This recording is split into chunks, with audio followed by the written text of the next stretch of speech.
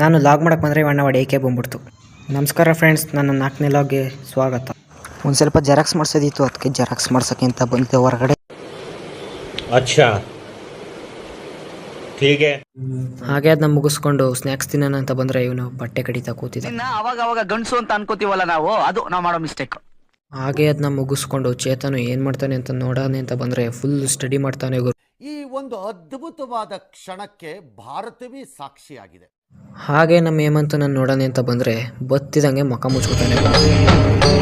ಇದೆ, ಇಲ್ಲೊಂದು ಸಮಸ್ಯೆ ಖಂಡಿತ ಇದೆ.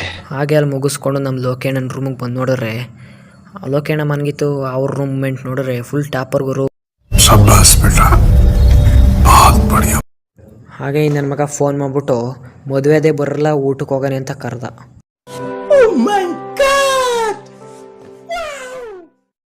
ಆಮೇಲೆ ಗೊತ್ತಾಯ್ತು ಇದ್ಯಾವುದೋ ಮದುವೆ ಅಲ್ಲ, ನಾಮಕರಣ ಅಂತ.